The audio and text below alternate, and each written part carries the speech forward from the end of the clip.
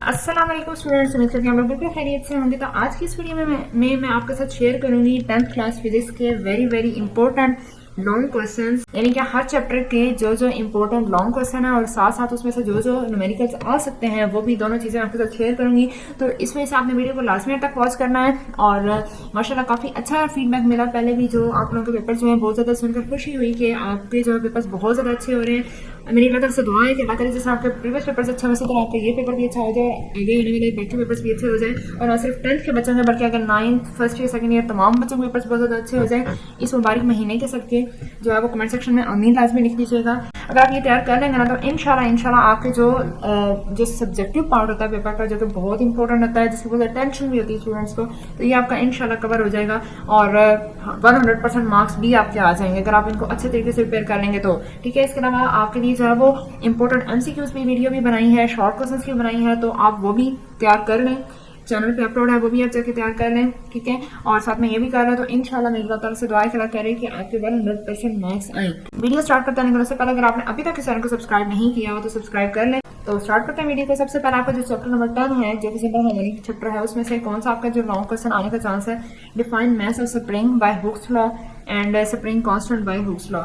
ठीक है, यानी कि मास स्प्रिंग सिस्टम को जो है वो आपने एक्सप्लेन करना है और हुक्स लॉ की मदद से। ठीक है, उसमें define simple harmonic motion, prove that the motion of mass attached to spring on a horizontal surface is simple harmonic motion.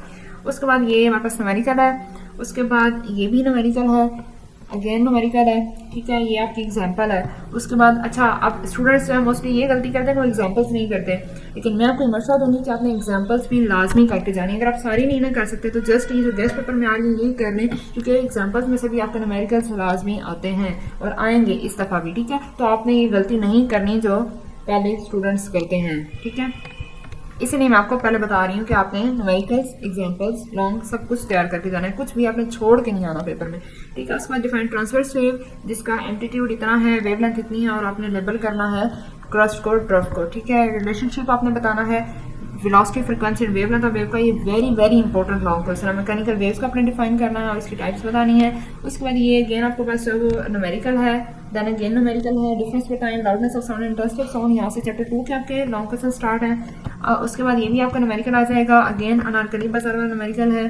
ठीक है, उसके बाद ये भी न्यूमेरिकल है। मैं तमाम नहीं रीड आउट कर रही, आप जो है वो इनको कर लीजिएगा। ठीक है, बुक खोल के देखेंगे तो सब उसी में से ही है। फ्रीक्वेंसी ऑफ साउंड आपने बतानी है, जबकि यानी कि ये भी आपका न्यूमेरिकल अगेन आया हुआ है। उसके बाद ये आपके चैप्टर 3 के ऑप्टिक्स वाले का न्यूमेरिकल है।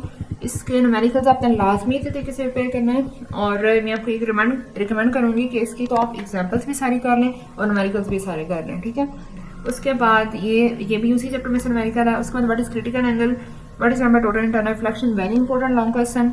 Power of lens is 5 dioptre at what distance, ये भी न्यूमेरिकल है, again numerical. State Coulomb's law, उसके बाद मेडिकल फॉर्म बताएं, अगेन ये दो न्यूमेरिकल हैं।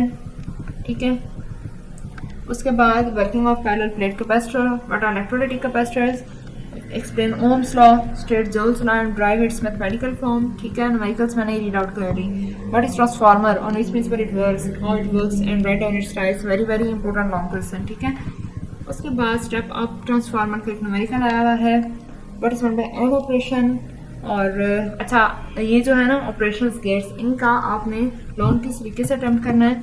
सबसे पहले आपने जो है वो बताना है कि उसकी सबसे पहले इसको आपने डिफाइन करना है, साथ में इसकी जो सर्किट डायग्राम है आपने वो बनानी है। ठीक है, कि हम किस तरीके से एंड ऑपरेशन एंड जो सर्किट है उसको हम कंस्ट्रक्ट करते हैं। ठीक है, देन आपने जो है वो उसका जो बुलियन एक्सप्रेशन है वो बताना है।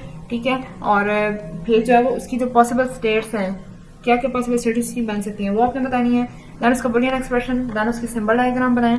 उसके बाद आप जो ट्रुथ टेबल को डिफाइन करें, उसके बाद जो ट्रुथ टेबल बना दें। ठीक है, तो अगर आप इतना कर देंगे तो आपका लॉन्ग क्वेश्चन अटेम्प्ट हो जाएगा और कुछ पेज स्टार्ट लिखने की जरूरत नहीं है, आपको मार्क्स इंशाल्लाह फुल मिल जाएंगे अगर आपका ठीक हुआ तो।